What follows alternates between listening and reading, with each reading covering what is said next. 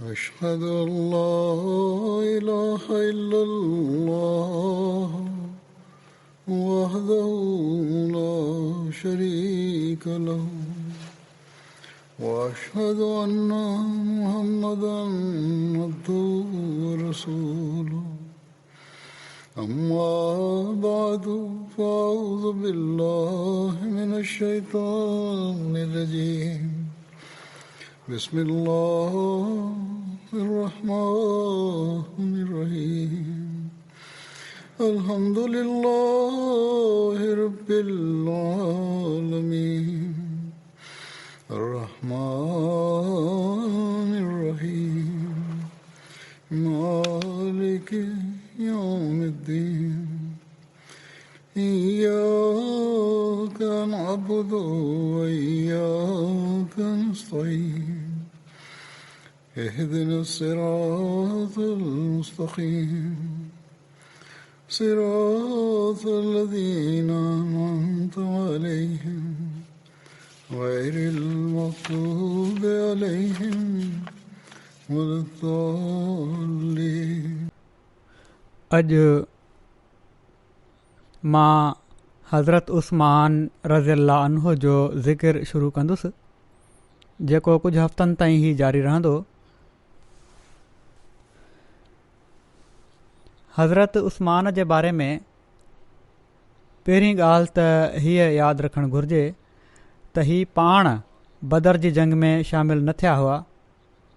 अलबत उन्हनि 8 ख़ुशनसीब असहाबनि में शामिलु हुआ जिन खे पाण सॻोरन सल्लल्लाहु अलैहि वसल्लम बदर जी जंग जे गनीमत जे माल में हिसो ॾेई जेको आहे जंग में शामिलु थियण ई करार ॾिनो हो.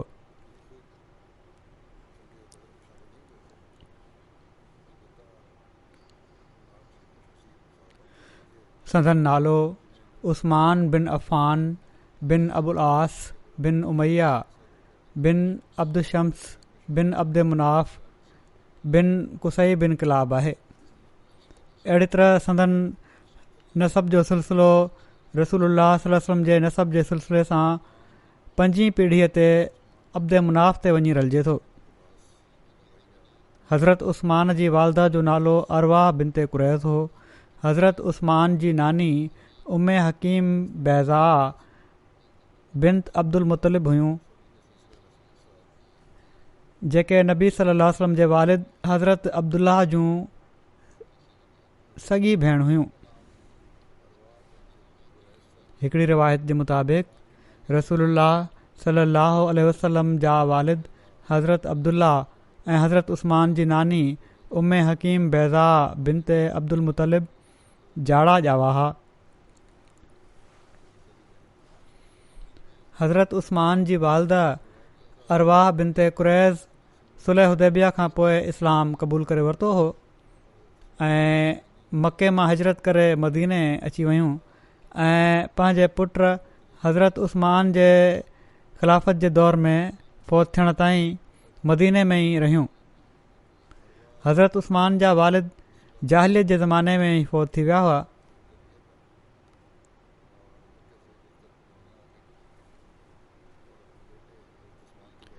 हज़रत उस्मान जी कुनियत जे बारे में चयो वञे थो त जाहिलियत जे ज़माने में हज़रत उस्मान जी कुनियत अबू अमर हुई.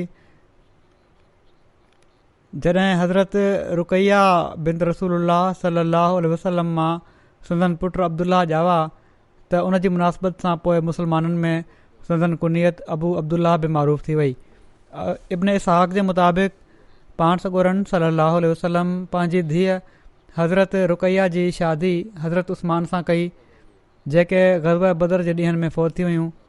इन ते पाण सॻोरन सल्लल्लाहु अलैहि वसल्लम पंहिंजी ॿी धीउ हज़रत रुकैया जी भेण हज़रत उम्मे कलसूम सां हज़रत उस्मान जी शादी करे छॾी.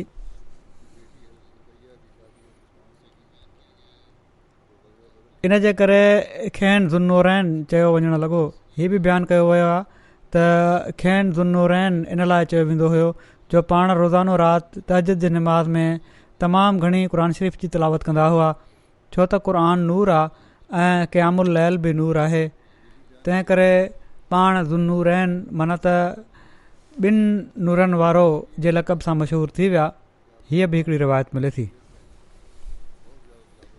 हज़रत उस्मान जी विलादत जे बारे में जेको हिकिड़े सही कौल जे मुताबिक़ हज़रत उस्मान आमुल फ़ील जे 6 सालनि खां पोइ मके में ॼावा ऐं हीअ बि चयो वियो आहे त पाण ताइफ़ में पैदा थिया।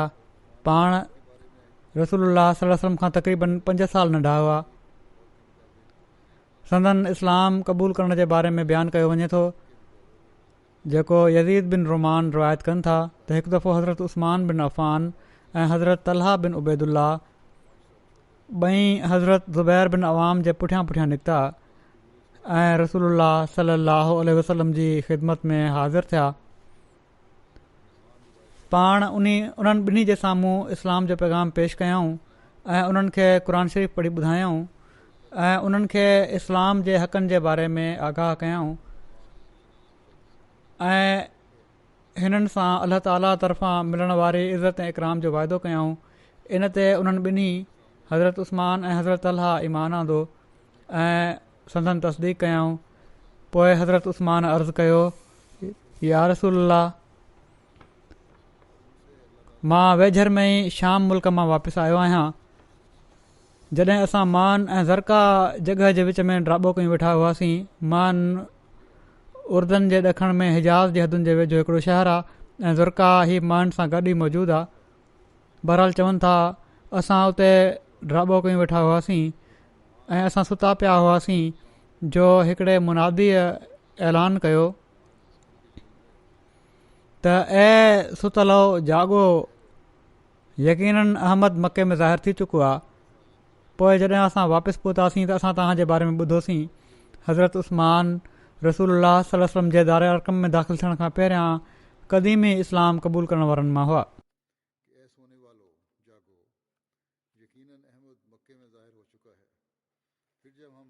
इस्लाम क़बूल करण खां पोइ मथनि ज़ुल्म बि थिया। मूसा बिन मोहम्मद पंहिंजे वालिद खां रिवायत कनि था त जॾहिं हज़रत उस्मान बिन अफ़ान इस्लाम क़बूल कयो त संदन चाचे हकम बिन अबुल आस बिन उमैया हिननि खे पकड़े रसनि सां ॿधी छॾियो ऐं चयाईं त छा तूं पंहिंजे अबनि ॾाॾनि जो दीन छॾे नओं दीन अख़्तियार करीं थो? ख़ुदा जो कसम, मां तोखे हरगिज़ न खोलींदुसि एसि ताईं जो तूं पंहिंजो हीउ नओं दीन छॾे न ॾीं जेसि ताईं। इन ते हज़रत उस्मान चयो त ख़ुदा जो कसम, मां उनखे कॾहिं बि न छॾींदुसि ऐं न इन खां अलॻि थींदुसि। हकम जॾहिं संदन दीन ते मज़बूती जी हीअ हालत ॾिठी त पोइ मजबूरन हिननि खे छॾे ॾिनई।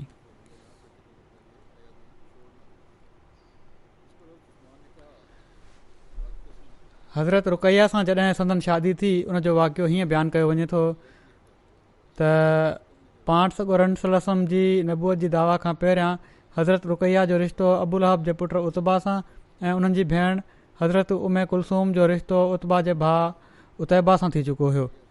जॾहिं सूरतुल मसद माना त सूरतुल लहब नाज़िल थी त उन्हनि जे पीउ अबू लहब उन्हनि खे चयो त जेकॾहिं तव्हां ॿई मोहम्मद सल्लल्लाहु अलैहि वसल्लम जी धीअनि खां अलॻि न थियो त मुंहिंजो तव्हां सां को तालुक़ु न हूंदो। हीअ रिश्ता टोड़े छॾियो। इन ते उन्हनि ॿिन्ही रुख़सती खां अॻु ई ॿिन्ही भेणुनि खे तलाक ॾेई छॾी। इन खां पोइ हज़रत उस्मान बिन अफ़ान मके में ई हज़रत रुकैया सां शादी करे वरिती ऐं उन्हनि सां गॾु हबशा ॾांहुं हिजरत कयऊं। हज़रत रुकैया ऐं हज़रत उस्मान ॿई ख़ूबसूरती में पंहिंजो मिसाल पाण हुआ। जीअं त चयो वञे थो त अहसन ज़ौजैन रआहुमा इंसान रुकैया तो व ज़ौजोहा उस्मान, सभिनी खां ख़ूबसूरत जोड़ी जेका कंहिं इंसान ॾिठी हुजे उहा हज़रत रुकैया ऐं उन्हनि जा घरवारा हज़रत उस्मान आहिनि। अब्दुर्रहमान बिन उस्मान कुरैशी खां रिवायत आहे त रसूलुल्लाह सल्लल्लाहु अलैहि वसल्लम पंहिंजी धीअ जे घर आया। हू उन वक़्तु हज़रत उस्मान जो मथो धोई रहियूं हुयूं। इन ते रसूलुल्लाह सल्लल्लाहु अलैहि वसल्लम फरमायो, धीअ अबू अब्दुल्ला सां सुठो वर्ताउ कंदी रह, यकीनन ही मुंहिंजे असहाबनि में अख़लाक जे लिहाज़ खां मूंसां सभिनी खां वधीक मुशाबे आहिनि। इब्न इसहाक़ चवनि था त जॾहिं रसूलुल्लाह सल्लल्लाहु अलैहि वसल्लम ॾिठो हिजरत जे वाक़े जे बारे में त जॾहिं रसूलुल्लाह सल्लल्लाहु अलैहि वसल्लम ॾिठो त पाण सॻोरनि सलम जे असाबनि खे जेका आज़माइश पहुची रही हुई ऐं अलाह ताला सां मक़ाम ऐं रुतबे जे करे ऐं पंहिंजे चाचे अबू तालिब जे करे पाण आफ़ियत में हुआ ऐं हीअ माना त पाण सॻोरा सलम त आफ़ियत में हुआ ऐं हीअ त पाण सॻोरा सलम जंहिं आज़माइश में हू हुआ उनखे रोकण जी असहाब जंहिं आज़माइश में हुआ उनखे रोकण जी पाण कुदरत ऐं ताक़त न पिया रखनि तोड़े पाण त कुझु हद ताईं अमन में हुआ पर जेके ज़ुल्म थी रहिया हुआ असहाबनि ते उन्हनि ज़ुल्मनि खे रोकण जी मंझंदि ताक़त न हुई। इन ते पाण उन्हनि खे फ़रमायाऊं असहाबनि खे त जेकॾहिं तव्हां हबशा जी सरज़मीन ॾांहुं निकिरो उते हिकिड़ो अहिड़ो बादशाह आहे जंहिं वटि कंहिं हिक ते बि ज़ुल्म नथो कयो वञे ऐं उहा सचाई जी सरज़मीन आहे। एसि ताईं जो अलाह ताला तव्हांखे इन आज़माइश खां फ़राख़ी अता फ़रमाए छॾींदो जंहिं में तव्हां माण्हू आहियो। इन ते रसूलुल्लाह सल्लल्लाहु अलैहि वसल्लम जा असहाब फितने जे ख़ौफ़ विचां ऐं पंहिंजे दीन ज़रिए अलाह ताला ॾांहुं फ़रार जे लाइ दीन जे ज़रिए अलाह ताला ॾांहुं फ़रार जे लाइ पाण सॻोरनि सल्लल्लाहु अलैहि वसल्लम वटां हबशा जी सरज़मीन ॾांहुं रवाना थिया। हीअ इस्लाम में थियण वारी पहिरीं हिजरत हुई। हबशा ॾांहुं हिजरत करण वारनि असहाबनि में हज़रत उस्मान पंहिंजी ज़ौजा हज़रत रुक़ैया बिनत रसूलुल्लाह सल्लल्लाहु अलैहि वसल्लम सां गॾु शामिल हुआ। हज़रत अनस रिवायत कनि था त हज़रत उस्मान हबशा ॾांहुं हिजरत जे लाइ निकिता त उन्हनि सां गॾु हज़रत रुक़ैया बिनत रसूलुल्लाह सल्लल्लाहु अलैहि वसल्लम बि हुयूं। नबी सल्लल्लाहु अलैहि वसल्लम ताईं उन्हनि जी ख़बर पहुचण में देरि थी वई। ख़बर न पई पए त हिजरत कई आहे केसि ताईं पहुता आहिनि छा हाल आहे त पाण ॿाहिरि निकिरी उन्हनि जे बारे में ख़बर जो इंतज़ारु कंदा रहंदा हुआ। वरी हिकिड़ी औरत आई ऐं उन पाण सॻोरनि सल्लल्लाहु अलैहि वसल्लम खे उन्हनि जे बारे में ॿुधायो। इन ते नबी सल्लल्लाहु अलैहि वसल्लम फ़रमायो त हज़रत लूत अलैहिस्सलाम खां पोइ उस्मान उहो पहिरियों शख़्स आहे जंहिं पंहिंजे घर वारनि सां अल्लाह ताला जी वाट में हिजरत कई आहे। हज़रत साद बयानु कनि था त जॾहिं हज़रत उस्मान बिन अफ़ान अर्ज़ हबशा ॾांहुं हिजरत जो इरादो कयो त रसूलुल्लाह सल्लल्लाहु अलैहि वसल्लम उन्हनि खे फ़रमायो त रुक़ैया खे बि साण वठी वञ। मुंहिंजो ख़्यालु आहे त तव्हां मां हिकिड़ो पंहिंजे साथी जो हौसलो वधाईंदो रहंदो माना त ॿई हूंदो त हिक ॿिए जो हौसलो वधाईंदा रहंदो। पोइ रसूलुल्लाह सल्लल्लाहु अलैहि वसल्लम हज़रत अस्मा बिनत अबू बकर खे फ़रमायो त वञ ऐं उन्हनि ॿिन्ही जी ख़बर आण त हलिया विया आहिनि या केसि ताईं पहुता आहिनि या ॿाहिरि जा कहिड़ा हालात आहिनि। हज़रत अस्मा जॾहिं वापसि आयूं त हज़रत अबू बकर बि पाण सॻोरनि सल्लल्लाहु अलैहि वसल्लम वटि मौजूदु हुआ। उन्हनि ॿुधायो त हज़रत उस्मान हिकिड़े खचर ते पलाण विझी हज़रत रुक़ैया खे उन ते विहारे समुंड ॾांहुं निकिरी विया आहिनि।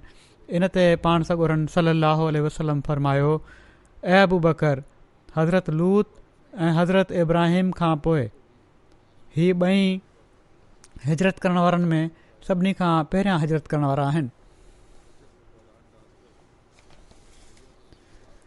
हबशा मां हिननि जी वापसी जो वाक़ियो बि बयानु थियो आहे। इब्न इसहाक़ चवनि था त रसूलुल्लाह सल्लल्लाहु अलैहि वसल्लम जे जन असहाबनि हबशा ॾांहुं हिजरत कई हुई। उन्हनि खे ख़बर पहुती त मके वारनि इस्लाम क़बूल करे वरितो आहे। इन ते ई मुहाजिर हबशा मां मके ॾांहुं वापसि मोटिया। जॾहिं उहे मके जे वेझो पहुता त उन्हनि खे ख़बर पई त हीअ ख़बर ग़लति हुई। इन ते ही माण्हू ॻुझे तौर ते या कंहिंजी अमान में अची मके में दाख़िल थिया। इन्हनि मां कुझु त अहिड़ा हुआ जन पोइ मदीने ॾांहुं हिजरत कई ऐं बदर ऐं उहद जी जंग में साणनि गॾु माना त पाण सॻोरनि सल्लल्लाहु अलैहि वसल्लम सां गॾु शरीक थिया। के अहिड़ा हुआ जिन खे काफ़रनि मके में ई झले वरितो ऐं हू बदर जी जंग वग़ैरह में शरीक न थी सघिया। हबशा मां अची पोइ मके मां मदीने ॾांहुं हिजरत करण वारनि में हज़रत उस्मान ऐं उन्हनि जी घरवारी हज़रत रुक़ैया बिनत रसूलुल्लाह सल्लल्लाहु अलैहि वसल्लम बि शामिल हुयूं। हज़रत उस्मान हबशा में कुझु साल रहिया। ही किताब में हिकिड़े हंधि ई लिखियलु आहे त कुझु साल रहिया। इन खां पोइ जॾहिं कुझु असहाब कुरैश जे इस्लाम क़बूलण जी ग़लति ख़बर ॿुधी पंहिंजे वतन वापसि आया त हज़रत उस्मान बि अची विया। हिते अची ख़बर पई त हीअ ख़बर कूड़ी आहे। इन बिना ते कुझु असहाब वरी हबशा ॾांहुं मोटी विया, पर हज़रत उस्मान मके में ई रहिया एसि ताईं जो मदीने जी हिजरत जो सामान पैदा थी वियो।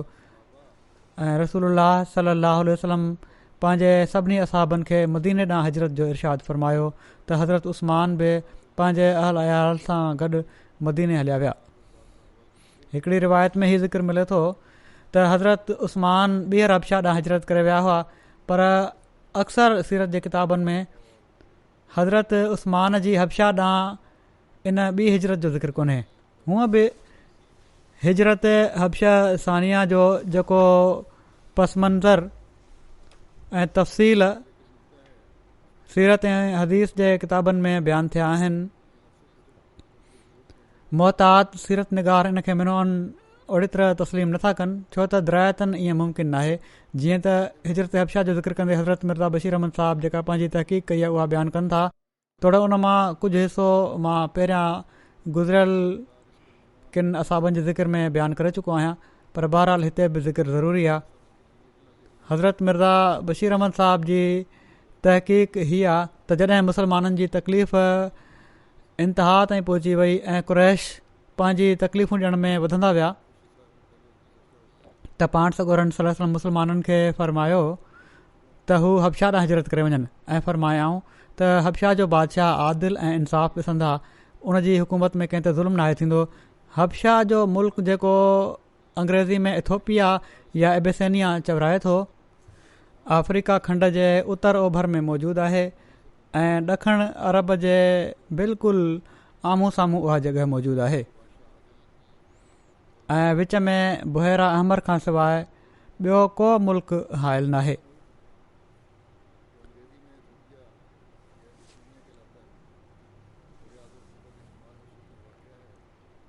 उन ज़माने में हबशा में हिकिड़ी मज़बूत ईसाई हुकूमत क़ाइमु हुई ऐं उतां जो बादशाह नजाशी चवराईंदो हुयो, ऐं पर हींअर ताईं बि उतां जो हुकुमरान इन ई नाले सां सॾियो वञे थो जॾहिं हज़रत मिर्ज़ा बशीर अहमद साहब लिखियो। हबशा सां अरब जा वापारी तालुकात हुआ ऐं उन्हनि ॾींहनि में हबशा जो गादीअ जो हंधु उक्सूम हुयो जेको हाणोके शहर अडवा जे वेझो मौजूदु आहे ऐं हींअर ताईं हिकिड़े मुक़दस शहर जी सूरत में आबाद हलंदो पियो थो अचे। उक्सूम उन्हनि ॾींहनि में हिकिड़ी वॾी ताक़तवर हुकूमत जो मर्कज़ हुयो ऐं उन वक़्त जे नजाशी जो ज़ाती नालो असहमा हो जेको हिकिड़ो आदिल बेदार मग़ज़ ऐं मज़बूत बादशाह हुयो। बहरहाल जॾहिं मुसलमाननि जी तकलीफ़ इंतिहा ताईं पहुची वई त पाण सॻोरनि सल्लल्लाहु अलैहि वसल्लम उन्हनि खे इरशाद फ़रमायो त जन जन खां थी सघे उहे हबशा ॾांहुं हिजरत करे वञनि। जीअं त पाण सॻोरनि सल्लल्लाहु अलैहि वसल्लम जे फ़रमाइण ते रजब महीने 5 नबी में 11 मर्द ऐं 4 औरतुनि हबशा ॾांहुं हिजरत कई। उन्हनि मां वधीक मारूफ़ जा नाला ई आहिनि हज़रत उस्मान बिन अफ़ान ऐं उन्हनि जी घरवारी रुकैया बिनत रसूलुल्लाह सल्लल्लाहु अलैहि वसल्लम, अब्दुर्रहमान बिन औफ़, ज़ुबैर बिन अवाम, अबू हुज़ैफ़ा बिन उतबा, उस्मान बिन मज़ून, मुसब बिन उमैर, अबू सलमा बिन अब्दुल असद ऐं उन्हनि जी घरवारी उमे सलमा। हीअ मिर्ज़ा बशीर अहमद साहब लिखनि था त हीअ हिकिड़ी अजीब ॻाल्हि आहे त इन्हनि शुरूआती मुहाजिरनि में घणो अंग उन्हनि माण्हुनि जो हुयो जेके कुरैश जे ताक़तवर क़बीलनि सां तालुक़ु रखनि पिया ऐं कमज़ोर माण्हू घटि नज़र अचनि था। जन मां ॿिनि ॻाल्हियुनि जी ख़बर पए थी। पहिरीं हीअ त ताक़तवर क़बीलनि सां तालुक़ु रखण वारा माण्हू बि कुरैश जे ज़ुल्मनि खां महफ़ूज़ न हुआ। ॿियो ही त कमज़ोर माण्हू मिसाल तौरु ग़ुलाम वग़ैरह उन वक़्तु अहिड़ी कमज़ोरी ऐं बेवसी जी हालत में हुआ जो हिजरत जी बि ताक़त न पिया रखनि। जॾहिं ही मुहाजिर ॾखण पासे सफ़र कंदे शुएबा पहुता जेको उन ज़माने में अरब जो हिकिड़ो बंदरगाह हुयो, त अल्लाह ताला जो अहिड़ो फज़ुलु थियो जो उन्हनि खे हिकिड़ो वापारी जहाज़ मिली वियो जेको हबशा ॾांहुं रवानो थियण जे लाइ तयारु बीठो हुयो। जीअं त हीअ सभई अमुन सां उन में सुवार थी विया ऐं जहाज़ रवानो थी वियो। मके जे कुरैश खे उन्हनि जी हिजरत जी ख़बर पई त ॾाढो कावड़िया त हीउ शिकार मुफ़्त में हथां निकिरी वियो। जीअं त उन्हनि हिननि मुहाजिरनि जो पीछो कयो, पर जॾहिं उन्हनि जा माण्हू साहिल ते पहुता त जहाज़ रवानो थी चुको हुयो, तंहिं करे ज़लील ऐं ख्वार थी वापसि मोटिया। हबशा पहुची मुसलमाननि खे तमामु अमुन जी ज़िंदगी नसीब थी ऐं ख़ुदा ख़ुदा करे क़ुरैश जे ज़ुल्मनि खां जिंद छुटियनि। पर जहिड़ो क किन मौरखनि बयानु कयो आहे त अञा हिननि मुहाजिरनि खे हबशा वए वधीक टाइम न गुज़रियो हुयो जो हिकिड़ी उॾंदड़ बेबुनियाद ॻाल्हि कूड़ी ख़बर उन्हनि ताईं पहुती त सभई क़ुरैश मुस्लमान थी विया आहिनि। मके में हाणे बिल्कुलु अमन अमान आहे। इन ख़बर जो हीउ नतीजो निकितो जो अक्सर मुहाजिर बिना सोचे सम्झे वापसि अची विया। जॾहिं हीअ माण्हू मके जे भरिसां पहुता त ख़बर पई त हीअ ख़बर ग़लति हुई। हाणे हिननि जे लाइ वॾी मुसीबत वारी ॻाल्हि हुई। बिलाख़िर के त रस्ते मां ई वापसि मोटी विया ऐं के लिकी लिकी या कंहिं ज़ी असर ऐं ताक़तवर शख़्स जी हिमायत में थी करे मके में अची विया। हीउ शवाल 5 नबवी जो वाक़ियो आहे। माना त हिजरत जी शुरूआति ऐं मुहाजिरनि जी वापसी जे विच में सिर्फ़ु 2.5-3 महीननि जो मुफ़ासिलो आहे। तोड़े हक़ीक़तन हीअ अफ़वाह बिल्कुलु कूड़ो ऐं बेबुनियाद हुयो जेको हबशा जे मुहाजिरनि खे वापसि आणणु ऐं उन्हनि खे तकलीफ़ में विझण जे मक़सद सां क़ुरैश मशहूरु करे छॾियो हूंदो। ऐं पर घणे गौर सां जेकॾहिं ॾिसिजे त हिन अफ़वाह ऐं मुहाजिरनि जी वापसी जो किसो ई बेबुनियाद नज़र अचे थो। पर जेकॾहिं इन खे सही सम्झियो वञे त मुमकिन आहे त उन जे तरह में उहो वाक़ियो हुजे जेको किन हदीसुनि में बयानु थियो आहे। जेकॾहिं अहिड़ी तरह ॾिठो वञे किन जी जेका रिवायत आहे त हज़रत उस्मान कुझु साल तरसिया त उहा रिवायत पोइ ग़लति निकिरे थी जेकॾहिं हिन खे सही मञियो वञे। ऐं जेकॾहिं उन खे ग़लति सम्झियो वञे त पोइ 3 महीननि में 4 महीननि खां पोइ वापसि अची विया। पर बहरहाल हज़रत मिर्ज़ा बशीर अहमद साहब तहक़ीक़ जेका कई आहे उहा हीअ आहे त हीअ ॻाल्हि ई ग़लति आहे। हू लिखनि था जेकॾहिं इन खे सही सम्झियो वञे त मुमकिन आहे त उन जे तरह में उहो वाक़ियो हुजे जेको किन हदीसुनि में बयानु थियो आहे। ऐं उहो जहिड़ो क बुख़ारी में अचे थो हीअ आहे त हिकु भेरे पाण सॻोरन सल्लल्लाहु अलैहि वसल्लम काबतुल्ला शरीफ़ जे अंगण में सूरह नजम जूं आयतूं तिलावत फरमायूं। उन वक़्तु केतिरा ई उते काफ़रनि जा रहिस बि मौजूदु हुआ ऐं कोई मुस्लमान बि हुआ। जॾहिं पाण सूरत ख़तमु कयाऊं त पाण सजदो कयाऊं ऐं साणनि गॾु ई सभई मुस्लमान ऐं काफ़र बि सजदे में किरी पिया।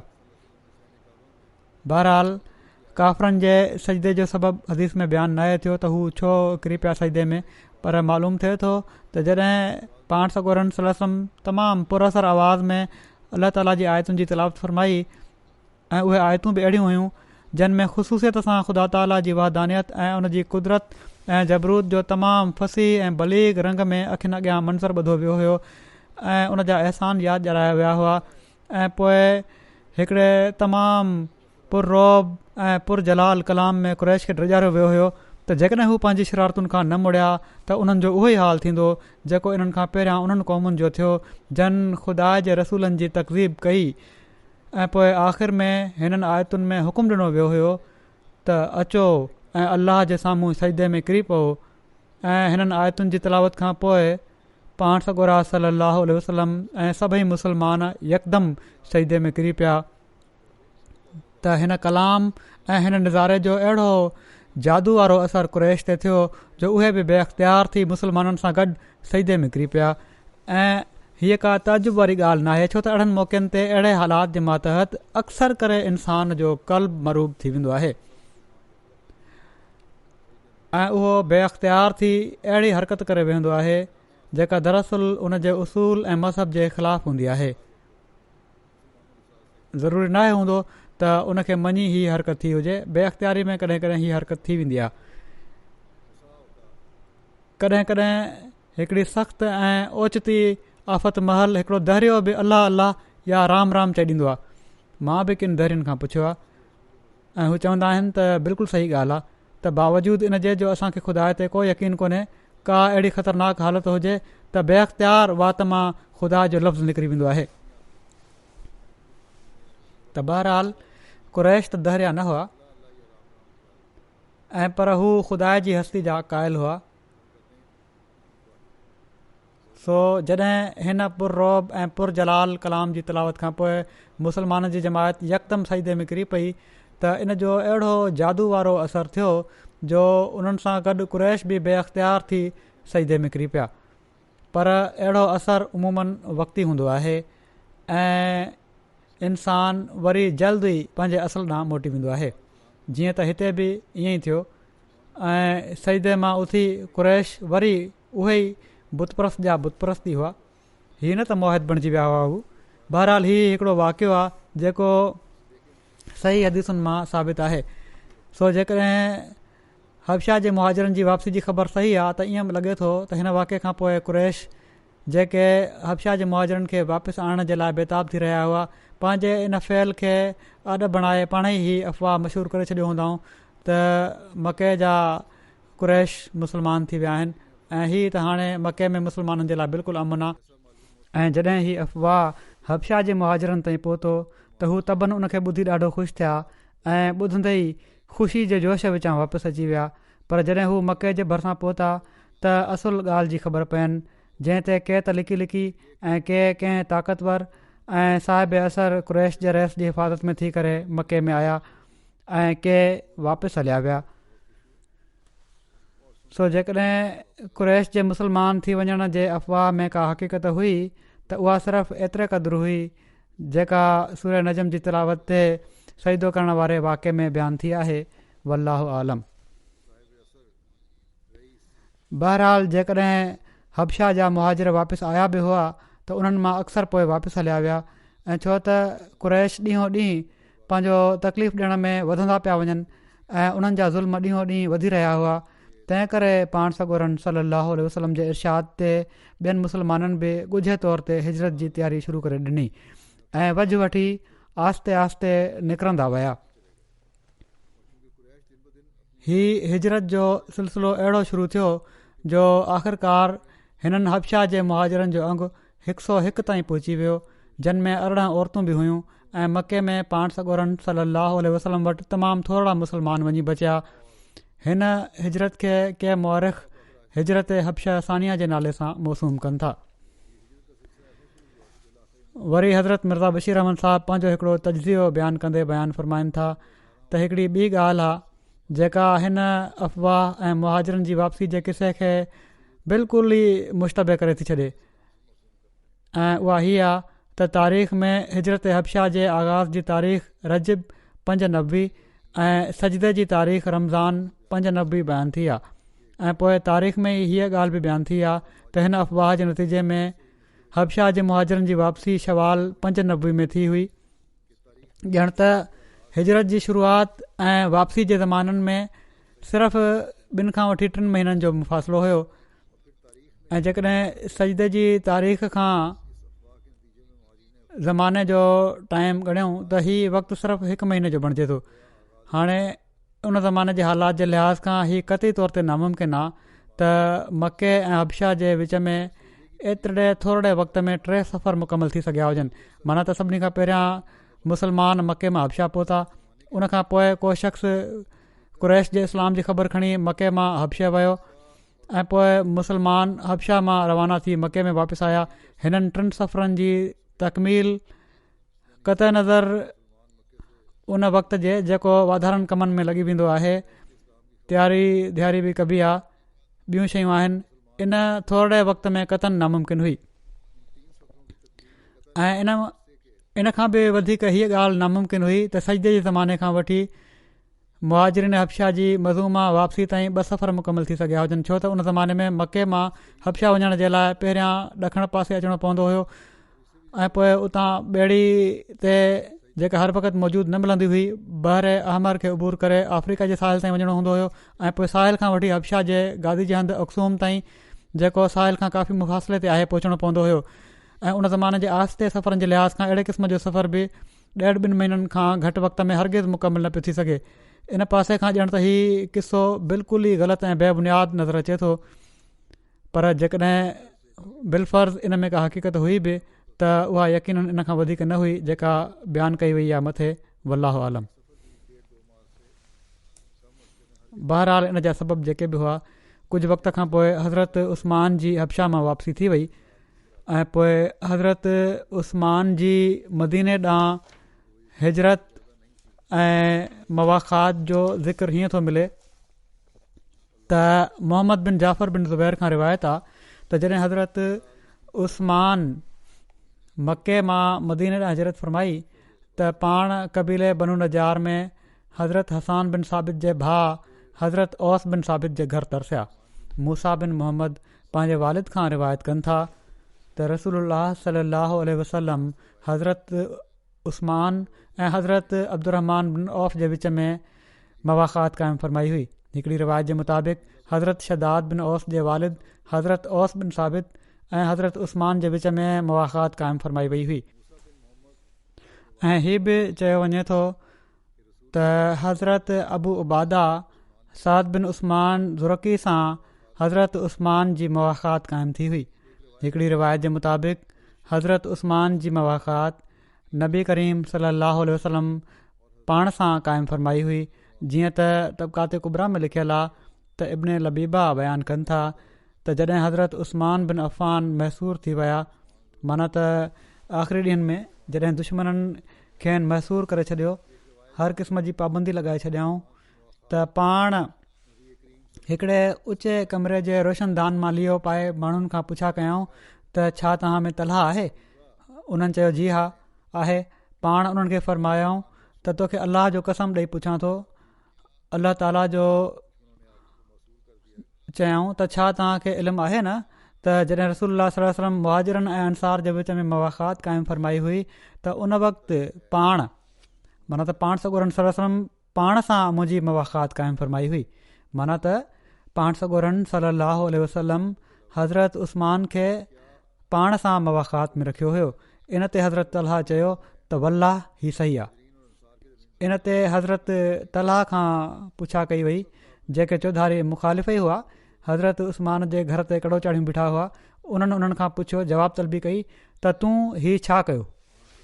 त उन्हनि हज़रत तलहा वॾी जुरत सां जवाबु ॾिनो त हज़रत उस्मान मूंखां कसम वठी पुछियो हुयो ऐं जंहिं ॻाल्हि जे बारे में पुछियो हुअईं उहा मुंहिंजे अखियुनि जे साम्हूं थी हुई त छा मां उनजी शाहिदी न ॾियां? मां त कूड़ न पियो ॻाल्हाए सघां। तव्हांखे जेका मुखालफ़त करणी आहे करे वठो। हज़रत रुक़ैया जी वफ़ात ऐं हज़रत उमे कलसूम सां शादी जो वाक़े जो ज़िक्र हीअं थो मिले त अब्दुल्ला बिन मुनकिफ़ बिन हारसा अंसारी बयानु कनि था त जॾहिं रसूलुल्लाह सल्लल्लाहु अलैहि वसल्लम ग़ज़वे बदर जे लाइ रवाना थिया त हज़रत उस्मान खे पंहिंजी धीउ हज़रत रुक़ैया वटि छॾियऊं। हू बीमार हुयूं ऐं हू उन ॾींहुं फ़ौत थियूं जहिड़े ॾींहुं हज़रत ज़ैद बिन हारसा मदीने ॾांहुं इन फ़तह जी ख़ुशख़बरी खणी आया जेका बदर में अल्लाह ताला रसूलुल्लाह सल्लल्लाहु अलैहि वसल्लम खे अता फ़रमाई हुई।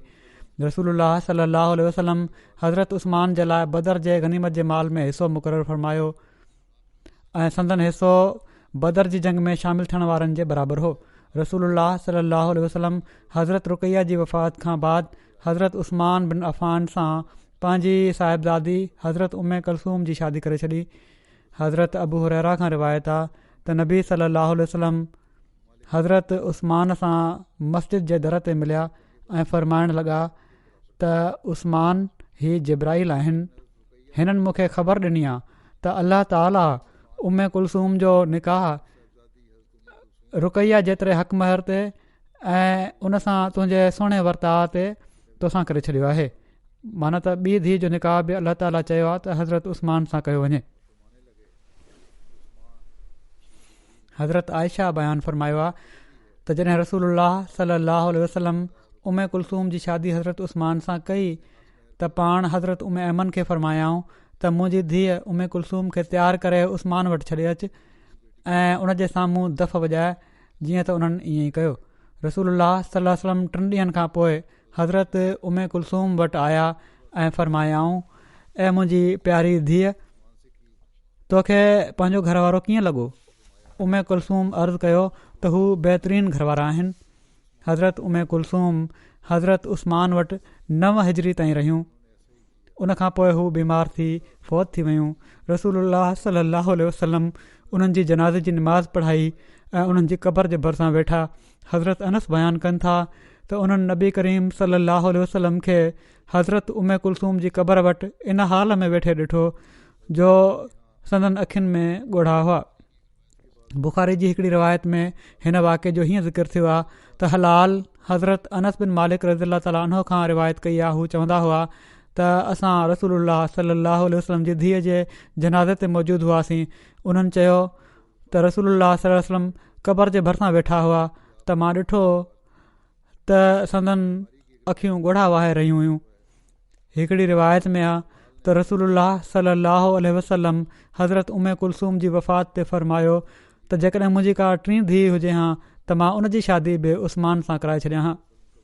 हज़रत इब्न अब्बास बयानु कनि था त रसूलुल्लाह सल्लल्लाहु अलैहि वसल्लम हिकिड़े हंध तां लंघिया त ॾिठाऊं त हज़रत उस्मान उते वेठा हुआ।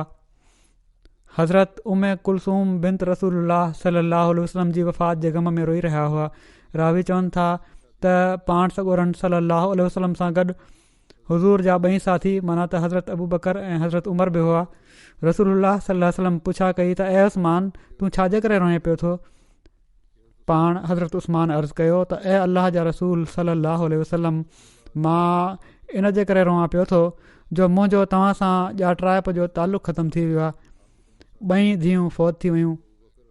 पाण फ़रमायाऊं त न रो, कसम आहे उन ज़ात जो जंहिंजे कब्ज़े कुदरत में मुंहिंजो साह आहे, जेकॾहिं मुंहिंजूं 100 धीअरूं हुजनि हा ऐं हिकु हिकु करे फ़ौत थी वञनि हा त मां हर हिक खां पोइ ॿी जी तोसां शादी कराए छॾियां हा एसि ताईं जो 100 मां हिकु बि बाक़ी न रहे हा। बहरहाल हीउ हिकिड़ो मुहबत जो इज़हार हुयो जेको ॿिन्ही पासनि खां थियो। हिकिड़ो फ़िक्रु हुयो हज़रत उस्मान जो, उन रिश्ते जो जेको तालुक़ु हुयो उहो पाण सॻोरन सल्लल्लाहु क़ाइमु रखियो ऐं हीउ यकीन ॼाणायाऊं त हीउ तालुक़ु त क़ाइमु आहे। बाक़ी ज़िक्र इनशा अल्लाह आईंदा थींदो। जहिड़ो की मां हर जुमे में तहरीक कयां पियो थो, तवजो ॾियारायां पियो थो दुआउनि ॾांहुं। पाकिस्तान जे माण्हुनि जे लाइ, अहमदनि जे लाइ दुआऊं कंदा रहो। मुखालिफ़त पंहिंजे तरफ़ खां पंहिंजे ख़्याल में असांखे सोढ़ो कनि पिया था, पर उन्हनि खे नाहे ख़बर त हिकिड़ी बाला हस्ती बि आहे, ख़ुदा ताला बि आहे जंहिंजी तक़दीर बि हले पई थी ऐं उहो हिननि खे मथां सोढ़ो कंदो थो अचे। ऐं उहो जॾहिं सोढ़ो कंदो आहे त पोइ उनखां काॾे बि भॼी नथा सघनि। अलाह ताला हिननि माण्हुनि खे अक़ुलु ॾिए ऐं हीअ माण्हू अञा बि अक़ुल खां कमु वठनि, इंसाफ़ खां कमु वठनि ऐं खाम खां जे ज़ुल्म ऐं नाहक खां मुड़ी वञनि। अहिड़ी तरह अलजज़ाइर जे माण्हुनि जे लाइ बि दुआ कयो, ईमान सलामत रहे उन्हनि जो। अहिड़ी तरह किन ॿियनि जॻहियुनि ते बि अहमदनि जी मुखालफ़त काफ़ी घणी थी रही आहे। अलाह ताला हर हंधि हर अहमदी खे हर लिहाज़ खां महफ़ूज़ रखे। नमाज़ुनि खां पोइ मां कुझु जनाज़ा बि पढ़ाईंदुसि, ग़ाइब जनाज़ा, उन्हनि जो ज़िक्र बि हिते करे थो छॾियां। पहिरियों ज़िक्र आहे मुकरम मौलाना सुल्तान महमूद अनवर साहब, साबिक़ नाज़िर इस्लाह इरशाद मरकज़िया ऐं इस्लाह इरशाद नाज़िर ख़िदमत दरवेशां बि हुआ ऐं नाज़िर इस्लाह इरशाद रिश्ता नाता बि रहिया।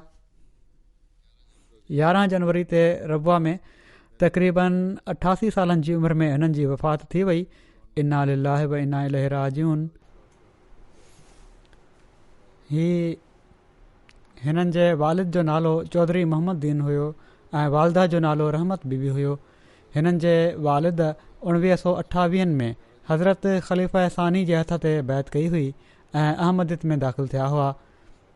हज़रत मौलाना सुल्तान महमूद अनवर साहब हिननि जा अकेला पुट हुआ। मौलाना सुल्तान महमूद अनवर साहब मिडिल ताईं तालीम हासिल करण खां पोइ अप्रैल में वक़फ़ करे 1946 में मदरसा अहमदिया कादियान में दाख़िला वरिती। पाकिस्तान ठहण खां पोइ अहमदनगर में जामिया अहमदिया में हलिया विया, जिथां 1952 में मौलवी फाज़िल जो इम्तिहान ॾिनऊं ऐं अप्रैल 1956 में जामिया मां शाहिद जी डिग्री हासिल कयऊं। हिननि जी शादी उते ई महमूदा शौकत साहिबा बिनत चौधरी सादुद्दीन साहब सां थी। निकाह हिननि जो मौलाना जलालुद्दीन साहब शम्स पढ़ायो 1960 में जलसे सालियाने जे मौक़े ते। हिननि जी औलाद में 4 पुट ऐं 2 धीअरूं आहिनि। हिकिड़ा पुट हिननि जा एहसान महमूद वक़फ़े ज़िंदगी आहिनि, रबुआ में तहरीक जदीद जे दफ़्तरनि में ख़िदमत जी तौफ़ीक़ हासिल कनि पिया था। मुकरम मौलाना साहब जी पहिरीं मुक़ररी गुजरात में थी हुई। पिण पाण मुरबी सिलसिला तौरु मुख़्तलिफ़ शहरनि में पाकिस्तान जे ख़िदमतूं सर अंजाम ॾिनियूं।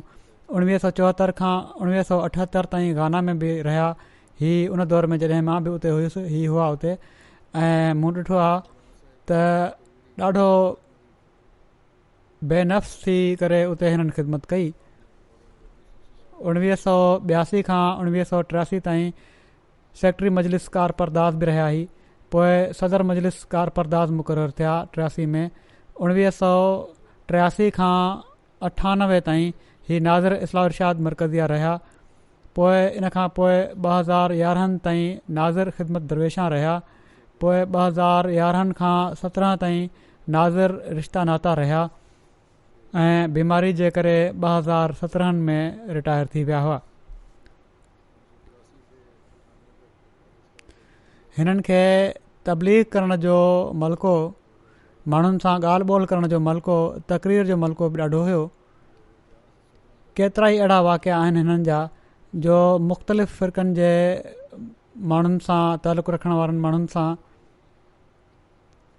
ऐं आलमनि सां हिननि जी इख़्तिलाफ़ी मसइलनि ते ॻाल्हि ॿोल थींदी हुई ऐं ॾाढा वज़नाइता ऐं इल्मी जवाब ॾींदा हुआ। तमामु भला मुक़ररु हुआ। जहिड़ो की मूं चयो, सामुईन खे, ॿुधण वारनि खे पाण ॾांहुं छिके वठंदा हुआ। मुरबी जेके हिननि सां गॾु कमु करण वारा आहिनि उहे बि इहो ई लिखनि था त असांखे साण वठी हलण वारा हुआ। हर हिकु इहो ई लिखियो आहे त तमामु शफ़क़त जो वर्ताव असां सां फ़रमाईंदा हुआ ऐं ख़ुदि बि तहजुद ऐं इबादत करण वारा ऐं माण्हुनि खे, मुरबियान खे बि ख़ासि तौर ते तहजुद ऐं इबादत जी तलक़ीन कंदा हुआ। ख़िलाफ़त सां वफ़ा ऐं इताअत जो हिकिड़ो ग़ैर मामूली हिननि जो मयार हुयो।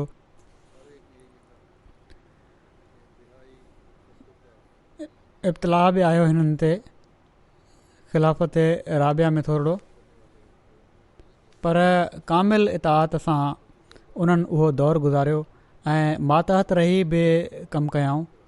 ऐं पर हिननि खे कंहिं चयो बि त तव्हां पहिरियां नाज़िर हुओ, हाणे तव्हांखे नाज़िर जे बदिरां कंहिं नाज़िर जे मातहत कमु करिणो पए पियो थो। त हुननि चयो त मूंखे मुरबियुनि बि लिखियो आहे, हिननि जी हिकिड़ी धीउ बि लिखियो।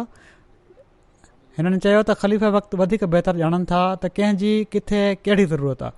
मूं वक़्फ़ु कयो आहे, मूंखे तोड़े ॿुहारी ॾियण ते लॻायो वञे, मां त उहो ई कमु कंदुसि जंहिंजो ख़लीफ़े वक़्त जो इरशाद आहे।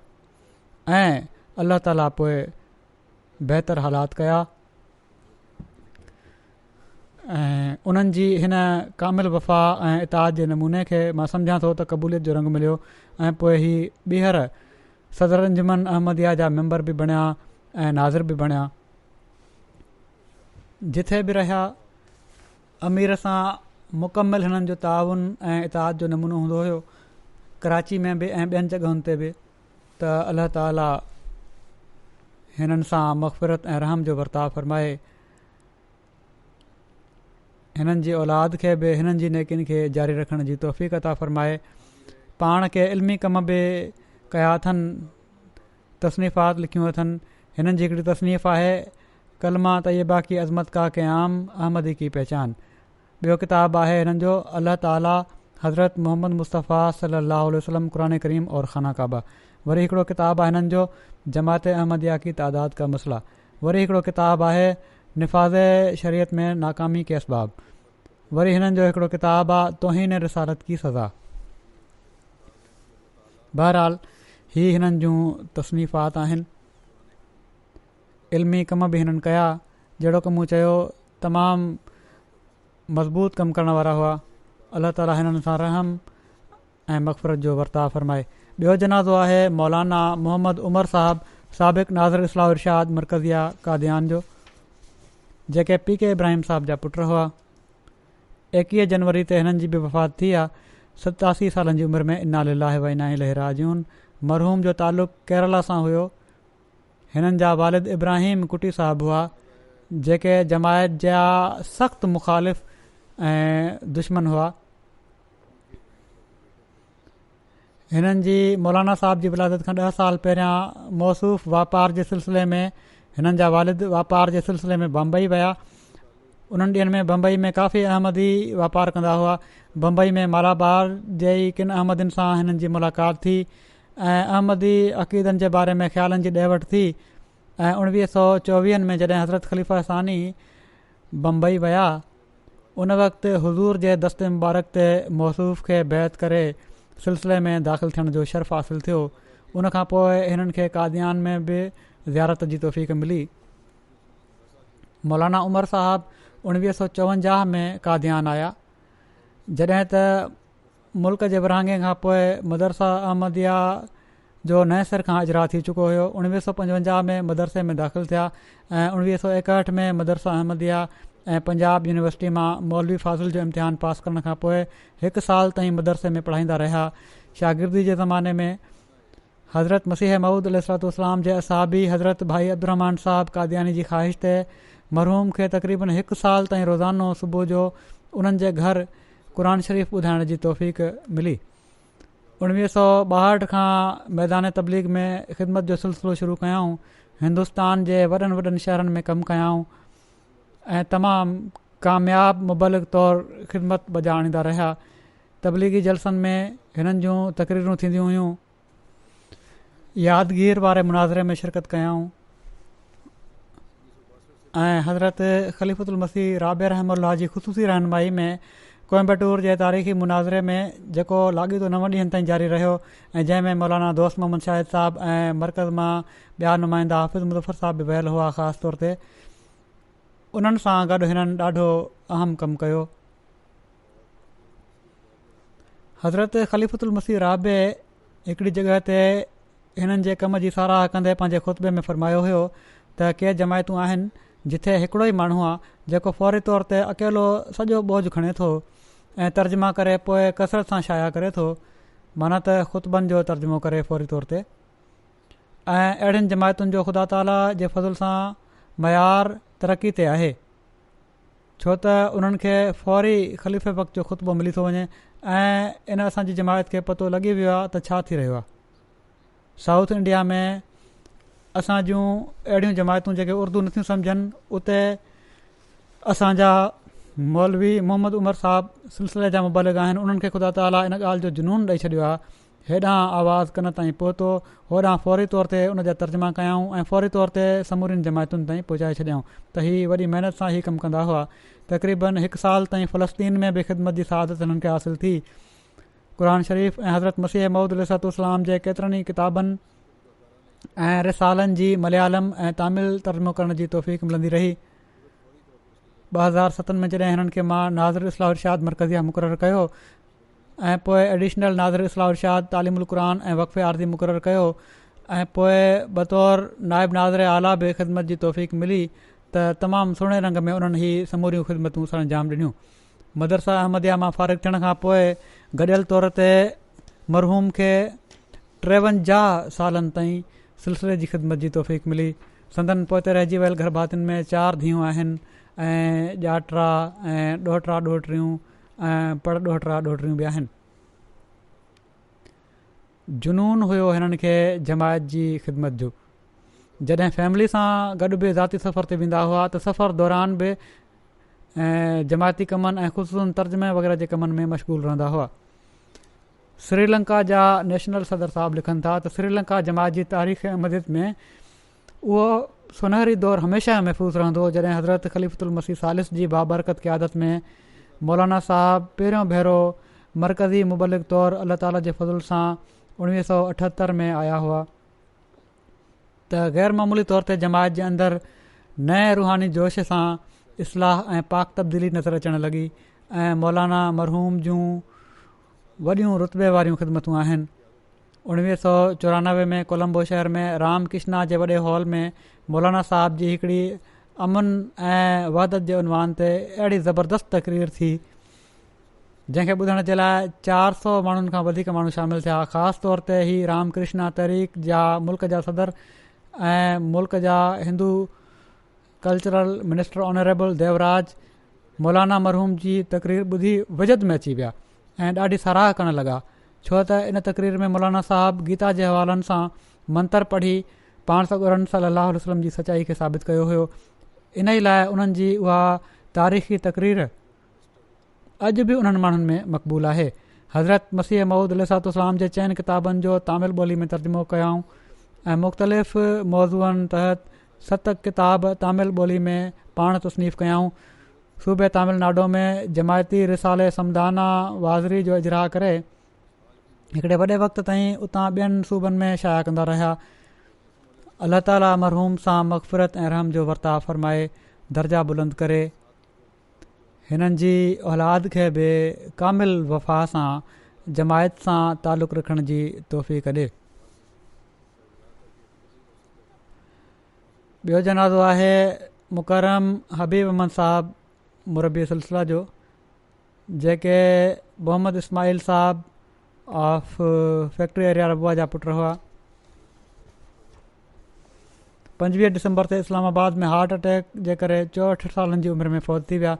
इना लिल्लाहि व इना इलैहि राजिऊन। 1979 में जामिया पास कई हिननि। उनखां पोइ पाकिस्तान जे मुख़्तलिफ़ ज़िलनि में हिननि खे तौफ़ीक़ मिली कम जी।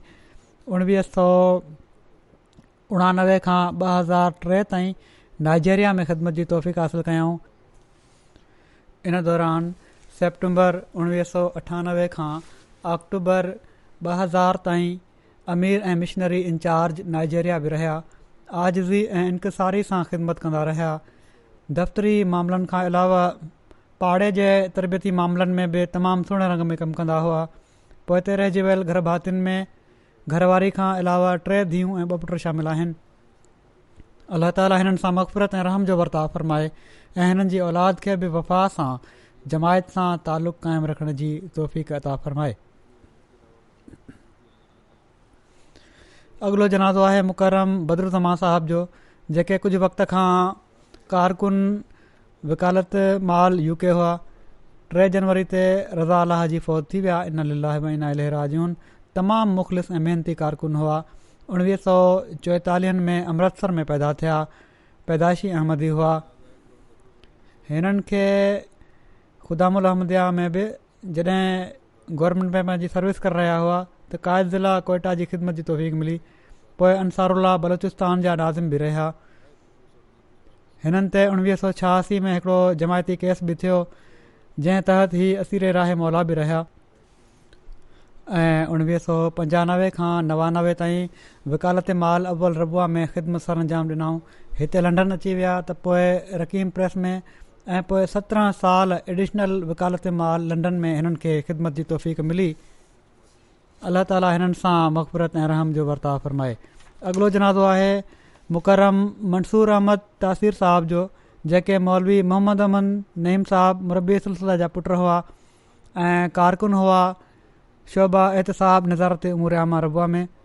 हिते लंडन पंहिंजे पुट वटि आयल हुआ ऐं 30 डिसंबर ते 70 सालनि जी उमिरि में रज़ा अलाह जी फ़ौत थी विया। इना लिल्लाहि व इना इलैहि राजिऊन। पाण ज़िंदगी जा तक़रीबन 25 साल दीन जी ख़िदमत जे लाइ जमायती कारकुन जी हैसियत सां मुख़्तलिफ़ दफ़्तरनि में ख़िदमत जी तौफ़ीक़ हासिलु कयऊं।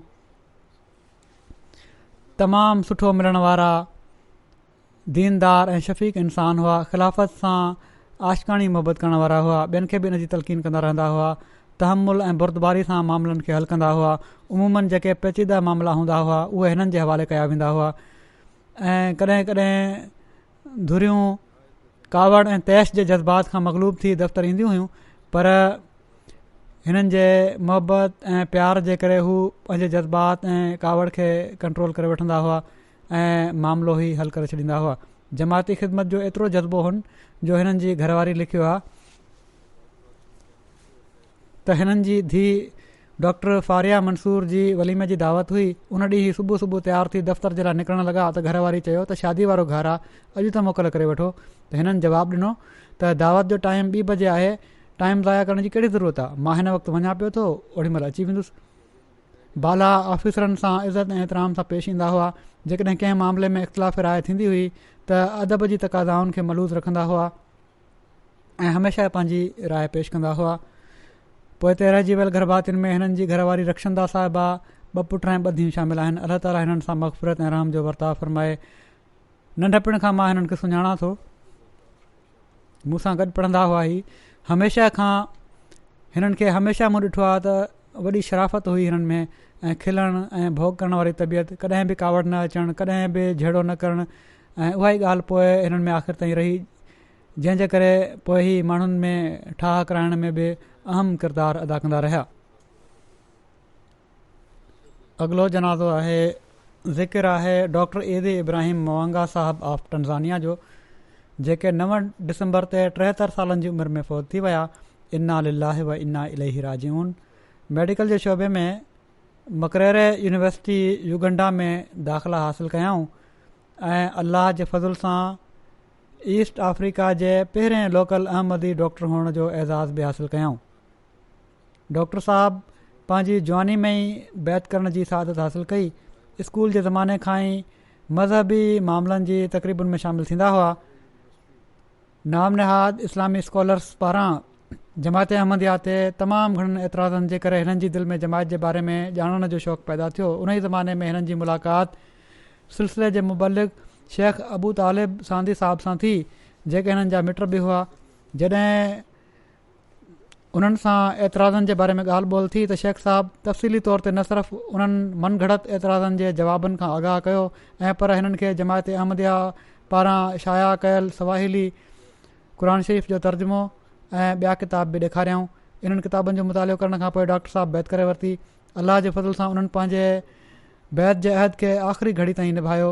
हर वक़्तु हर तबिके जे माण्हुनि खे इस्लाम ऐं अहमदियत जो पैगाम पहुचाइण में लॻा रहंदा हुआ। तबलीग जे लाइ हिननि जी दिलि में हिकिड़ो जोश हुयो, जंहिंजे करे अहमदिन ऐं गैर अहमदिन में ख़ासि तौर ते ॼाता वेंदा हुआ। अक्सर पंहिंजी बैग में जमायती किताब ऐं रिसाला खणी बाज़ार खणी वेंदा हुआ ऐं विकिणंदा हुआ। हिननि खां माण्हुनि पुछियो त डॉक्टर आहियो, हिते किताब विकिणो पिया था, त तमामु ख़ुशगवार लहजे में जवाबु ॾींदा हुआ त जॾहिं मां इस्पताल में हूंदो आहियां त जिस्म जो इलाजु कंदो आहियां, जॾहिं त हिन वक़्तु मां रूह जो इलाजु कयां पियो थो। हिननि ॿिन्ही शयुनि खे न अलॻि करे सघिजे थो, न ई इन्हनि मां कंहिं हिक खे नज़रअंदाज़ करणु घुरिजे। ख़िलाफ़त सां तमामु घणी मुहबत ऐं अक़ीदत जो तालुक़ु हुयो। ॿारनि जी इस्लामी तरीक़े ते पालना कयाऊं, तालीम ऐं तरबियत ॾांहुं ख़ासि तवजो ॾिनऊं। पिणु घर में ॿारनि सां बाजमायत निमाज़ जो एतमाम बि कंदा हुआ। घर में हिकिड़ी लाइब्रेरी बि ठाही हुआऊं, जंहिंमें ॿियनि इल्मनि जे किताबनि सां गॾोगॾु जमायती किताब बि रखिया हुआऊं। पंहिंजी औलाद जे अहमदियत माना त सही इस्लाम ते क़ाइमु रहण जे बारे में पाण बि दुआ कंदा हुआ ऐं ॿियनि खे बि चवंदा रहंदा हुआ। जमायत सां जुड़ियल हुआ। हिननि जा समूरा ॿार बि निज़ाम जमायत सां जुड़ियल आहिनि ऐं पंहिंजे वालिद वांगुरु नेक तबियत रखण वारा आहिनि। अल्लाह ताला उन्हनि खे हमेशह जोड़े रखे ऐं हिननि जे वालिद जूं दुआऊं ऐं नेक ख़्वाहिशूं पूरियूं करण वारा थियनि ऐं डॉक्टर साहब सां मग़फ़िरत ऐं रहम जो वर्ताव फरमाए अल्लाह ताला दर्जा बुलंद करे। अॻिलो ज़िक्र आहे सुगरा बेगम साहिबा, जेके घर वारियूं आहिनि दीन मोहम्मद साहब नंगली दरवेश कादियान जूं। ही 6 जनवरी ते 85 सालनि जी उमिरि में हिननि जी वफ़ात थी आहे। इन्ना लिल्लाहि व इन्ना इलैहि राजिऊन। पाण हज़रत मसीह मऊद अलैहिस्सलाम जे असहाबी हज़रत हकीम मोहम्मद रमज़ान साहब रज़ी अल्लाह ताला अन्हु जी धीउ हुयूं। सोम सलाद जूं पाबंद, बाक़ाइदगी सां निमाज़ तहज्जुद अदा करण वारियूं, महिमान नवाज़, साबरा, शाकरा, मेहनती, हमदर्द ऐं ॿियनि केतिरनि ई ख़ूबियुनि जूं मालिक हिकिड़ियूं नेक ख़ातून हुयूं। ख़िलाफ़त सां तमामु घणी मुहबत जो तालुक़ुनि। केतिरनि सालनि ताईं लजना ऐं महला में सेक्रेटरी ख़िदमत ख़ल्क़ तौरु ख़िदमत जी तौफ़ीक़ मिलियनि। मरहूमा मूसिया हुयूं। पोइ ते रहिजी वियल गर्भातियुनि में 2 पुट ऐं 2 धीअरूं शामिल आहिनि। हिकिड़े पुट खे हिननि जे 40 सालनि ताईं ख़िदमत जी तौफ़ीक़ मिली, बशीरुद्दीन साहिब खे, ऐं ॿिया पुट मुनीरुद्दीन, जेके हिन वक़्तु निज़ाम तामीरात में कादियान में ख़िदमत बजा आणनि पिया था। अल्लाह ताला मरहूमा सां मग़फ़िरत ऐं रहम जो वर्ताव फरमाए। हिननि जी औलाद खे बि हिननि जी नेकिन ते हलण जी तौफ़ीक़ अता फरमाए। अॻिलो ज़िक्र आहे मुकरम चौधरी करामतुल्लाह साहब, जेके 26 डिसंबर ते 95 सालनि जी उमिरि में फ़ौत थी विया। इन्ना लिल्लाहि व इन्ना इलैहि राजिऊन। मरहूम हज़रत मसीह मऊद अलैहिस्सलाम जे असहाबी हज़रत चौधरी शाहदीन साहब ऑफ घटियालिया जा पोटरा हुआ, जन हज़रत मसीह मऊद अलैहिस्सलाम जी सियालकोट आमद ते बैत जी सआदत हासिलु कई हुई। मरहूम शरीफ़ुन नफ़्स, ख़ालिस मोहबत करण वारा, ग़रीबनि जो ख़्यालु रखण वारा ऐं ज़रूरतमंदनि जो ख़्यालु रखण वारा, हर हाल में ख़ुदा ताला जो शुक्र अदा करण वारा हिकिड़ा मुख़लिस इंसान हुआ। हिननि जा पुट सुहेल साहब लिखनि था, महिमान नवाज़ी जी वस्फ़ नुमाया हुई हिननि में ऐं इन जो इज़हार ख़ुसूसी तौर ते उन वक़्तु थींदो हुयो जॾहिं वाक़फ़ीन ज़िंदगी जमायती दौरनि जे सिलसिले में बदीन सिंध ईंदा हुआ। हिननि खे फ़ुरक़ान फ़ोर्स में बि ख़िदमत जी तौफ़ीक़ मिली। 1983 खां 2018 ताईं अल्फज़ल इंटरनेशनल जे दफ़्तर में रज़ाकार तौरु ख़िदमत बजाणींदा रहिया। पंहिंजे घर खे शुरू खां ई जमायती फंक्शन्स जे लाइ पेश कयो हुआऊं ऐं मौजूदा घर में बि हिकिड़ो हिसो नमाज़ सेंटर तौरु तामीर करायो अथनि। हिननि जूं धीअरूं आहिनि, उहे बि ख़िदमत अंजाम ॾेई रहियूं आहिनि। पुटु आहे, उहो बि ख़िदमत सरअंजाम ॾेई रहियो आहे जमायत जी। हिकिड़ो हिननि जे ॾोहिटनि मां हिकिड़ो ॾोहिटो फरहाद अहमद सिलसिले जो मुरबी बि आहे हिते UK में प्रेस एंड मीडिया में। अल्लाह ताला मरहूम सां मग़फ़िरत ऐं रहम जो वर्ताव फ़रमाए, हिननि जी औलाद खे, हिननि जे नसुल खे, हिननि जी नेकिन खे जारी रखण जी तौफ़ीक़ अता फ़रमाए। अॻिलो जनाज़ो आहे चौधरी मुनव्वर अहमद ख़ालिद साहब ऑफ जर्मनी जो, जेके 20 अगस्त ते 85 सालनि जी उमिरि में फ़ौत थी विया हुआ। इन्ना लिल्लाहि व इन्ना इलैहि राजिऊन। मरहूम जो निज़ाम जमायत सां गहरो तालुक़ु हुयो। तबलीगी ऐं तरबियती मसाई में भरपूर हिसो वठंदा हुआ ऐं जर्मनी में मुख़्तलिफ़ वक़्तनि में सदर ऐं जनरल सेक्रेटरी तौरु ख़िदमत जी तौफ़ीक़ हासिलु कयऊं। अंसारुल्लाह जी बि ख़िदमत जी तौफ़ीक़ हासिलु कयऊं मुख़्तलिफ़ उहिदनि ते। इन खां अलावा जॾहिं ही पाकिस्तान हुआ त उते तहरीक जदीद जी ज़मीनुनि ते मैनेजर तौरु बि हिननि खे कमु करण जी तौफ़ीक़ मिली। ख़िलाफ़त सां गहरो इख़लास जो तालुक़ु हो। मरहूम मूसी हुआ। पोइ ते रहिजी वियल घरभातियुनि में घरवारी खां अलावा 5 पुट ऐं 6 धीअरूं शामिल आहिनि। अॻिलो ज़िक्र आहे नसीरा बेगम साहिबा। बेगम अहमद सादिक ताहिर महमूद रिटायर्ड मुरबी सिलसिला बांग्लादेश जो, जेके 27 नवंबर ते रज़ा अलाह जी फ़ौत थी हुयूं। इन्ना लिल्लाहि व इन्ना इलैहि राजिऊन। मरहूमा मोहतरम मोहम्मद साहिब साबिक़ नेशनल अमीर जी धीउ हुयूं। मरहूमा सोमो सलाद जूं पाबंद, दुआऊं कंदड़, महिमान नवाज़, साबरा व शाकरा, हिकिड़ियूं नेक ख़ातून हुयूं। रमज़ान में बाक़ाइदगी सां क़ुर शरीफ़ जी तिलावत कंदियूं हुयूं, ख़तमु कंदियूं हुयूं। ऐं इन खां अलावा ॿियनि केतिरनि नेकियुनि ख़ूबियुनि जूं हामिल हुयूं।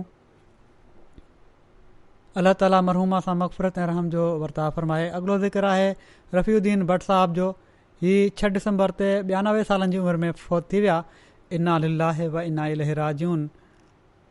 पाण हज़रत मौलवी ख़ैरुद्दीन साहब हज़रत मसीह मौद अलैहिस्सलाम जे असाबी जा पुट हुआ। अल्लाह ताला जे फज़ल सां पाण जवानी में निज़ाम वसियत में शामिलु थियण जी तौफ़ीक़ हासिलु कयऊं। मुख़्तलिफ़ जॻहुनि ते जमायती ख़िदमतुनि जो मौक़ो मिलियो। बदोमली ज़िले नारोवाल जा सदर जमायत ऐं अमीर हल्का वाहकेंट रहिया। अमीर हल्का बि रहिया, वाहकेंट जमायत जा सदर बि रहिया। असीरे राह मौला हुअण जो बि हिननि खे एज़ाज़ मिलियो। पोइ ते रहिजी वियल घर भातियुनि में 4 धीअरूं ऐं हिकिड़ो पुटु शामिल आहिनि ऐं हिननि जा हिकिड़ा ॼाटरा नसीम अहमद साहब नाइजेरिया में मुबलिक तौरु ख़िदमत जी तौफ़ीक़ हासिलु कनि पिया था। अल्लाह ताला मरहूम सां मग़फ़िरत रहम जो वर्ताव फ़रमाए। हिननि सभिनी मरहूमीन जा दर्जा बुलंद करे पंहिंजे प्यारनि जे कुर्ब में जॻह ॾे।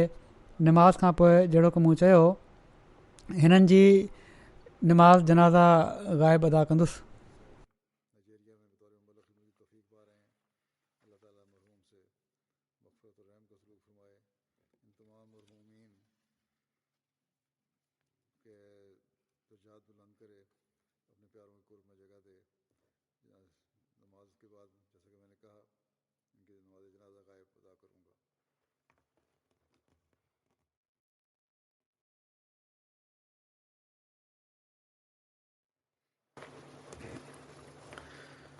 الحمد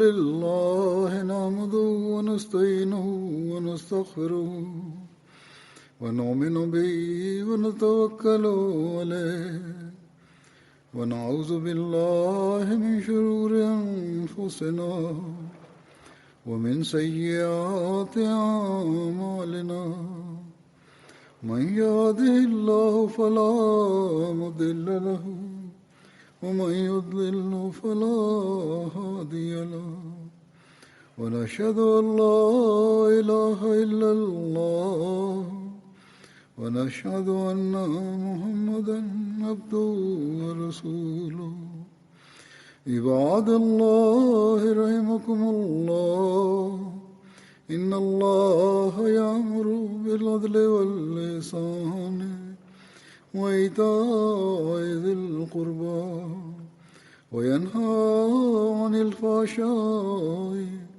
والمنكر والبغي يعظكم لعلكم تذكرون اذكروا الله يذكركم وادعوه يستجب لكم ولذكر الله أكبر.